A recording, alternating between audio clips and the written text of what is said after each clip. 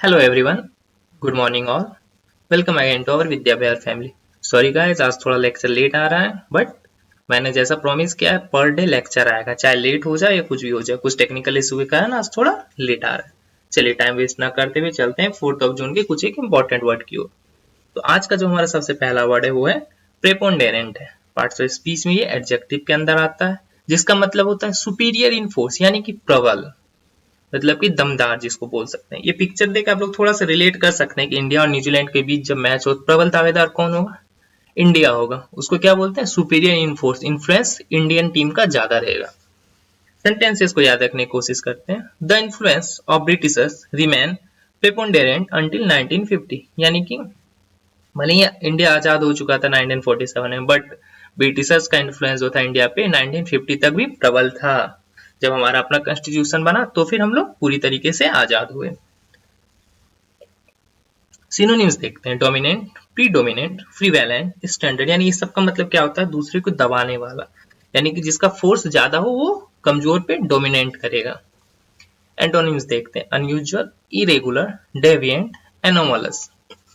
Tip से याद रखने की कोशिश करते हैं। सारे ऑडियंस एंड प्लेयर्स की प्रेपोंडेरेंट चाहत रहते हुए भी आईपीएल को पोस्टपोन किया जा रहा है। कैसे होगा आईपीएल? कभी आईपीएल गवर्निंग काउंसिल बोलती है हाँ खाली स्टैंड में आईपीएल करा दिया जाए। सारे प्लेयर चाहते हैं, ऑडियंस भी चाहते हैं कि आईपीएल हो, बट उसको सबका प्रेपोंडेरेंट चाहत, यानी कि प्रबल चाहत रहते हुए भी उसको बार बार आगे बढ़ाया जा रहा है। चलिए देखते हैं आज का दूसरा वर्ड, जो कि है हमारा इक्विवेकल। पार्ट्स ऑफ स्पीच में ये एडजेक्टिव के अंदर आता है। इस पिक्चर को देख के आप लोग समझ पा रहे होंगे ये बंदा कुछ समझ ही नहीं पा रहा, मतलब क्वेश्चन कर रहा है, क्वेश्चनेबल इन नेचर, यानी संदिग्ध अवस्था में है ये कि भाई क्या है। ऐसा आप लोग जब एक्सप्रेशन देते हैं इसका मतलब क्या है? क्या है मतलब उसे कुछ समझ ही नहीं आ रहा, वो सर्टेन नहीं है इस चीज को लेके, आश्वस्त नहीं है। सेंटेंस इसको देखते हैं। The answer provided by government is equivocal, यानी कि आंसर जो गवर्नमेंट के द्वारा जो उत्तर दिया गया वो संदिग्ध है, संदिग्धार्थक है, यानी कि उसका एक क्लियर कट मीनिंग नहीं है। सिनोनिम्स देखेंगे। Debatable, disputable, suspicious, dubious. Dubious मतलब डाउट, जिसमें डाउट हो, संदिग्ध हो।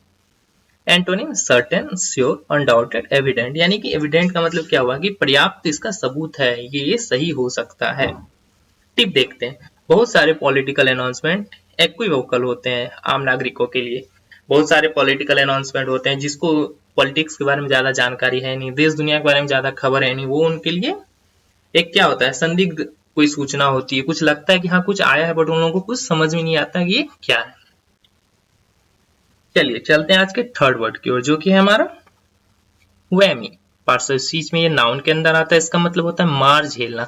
गांव में आप लोग सुने होंगे जादू टोना, उसी को बोलते हैं हम लोग वैमी, जिसको बैड लक भी बोल सकते हैं, खराब लक। कोई उसको जादू टोना बोल देता है, कोई इसको मार झेलना बोल देता है।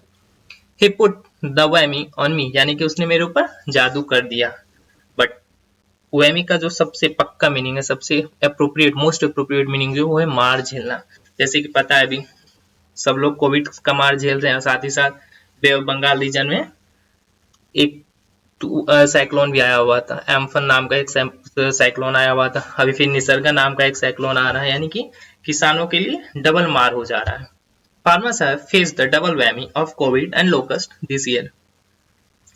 ये फिगर आप लोग देखिए, यहाँ साइक्लोन भी है, कोरोना भी है, तो डबल मार हो जा रहा है। और ये सेंटेंस आप लोग देखिए, किस लोगों ने, फार्मर्स ने, किसानों ने इस बार डबल मार झेली। किस किस चीज का? एक कोरोना का कारण, दूसरा लोकस्ट के कारण। आप लोगों को पता है कि लोकस्ट अफ्रीका से इंडिया की ओर प्रवेश कर चुके हैं। सिनोनिम्स देखे हैं। कंजुरेशन, इन्वोकेशन, स्पेल, जिंक्स, यानी स्पेल मतलब क्या होता है? जादू टोना करना। Antonyms charm, fetish, amulet, talisman. Tips इसको याद रखने की कोशिश करेंगे।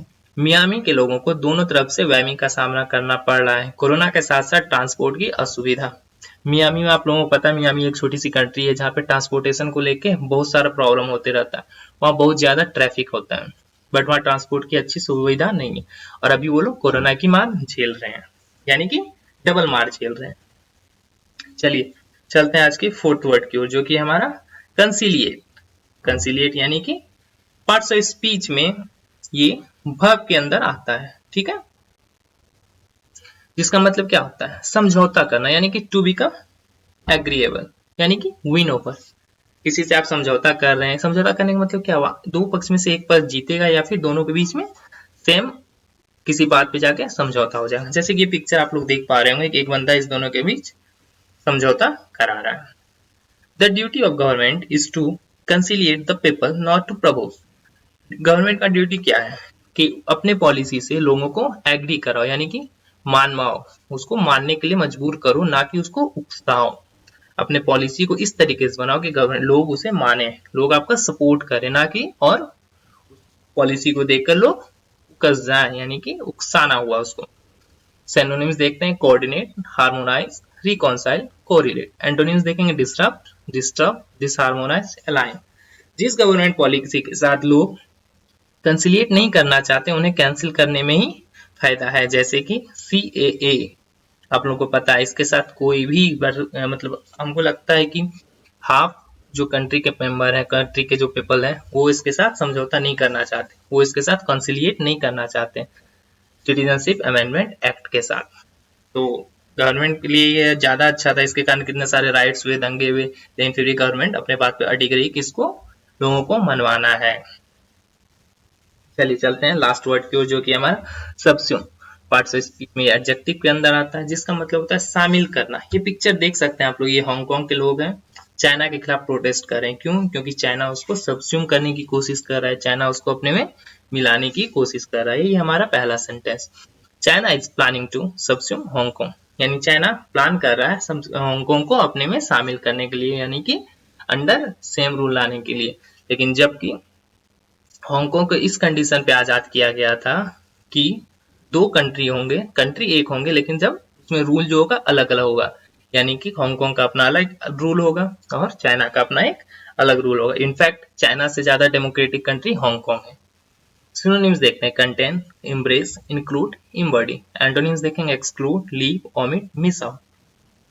किसी अच्छे गवर्नमेंट के अंदर सब्स्यूम होने से आपका इकोनॉमी में भी बूम आएगा, यानी कि अगर आप किसी अच्छे गवर्नमेंट के अंदर आ जाते हैं, उसके अंदर शामिल हो जाते हैं, तो आपका इकोनॉमी भी ज्यादा तेजी से आगे बढ़ेगा।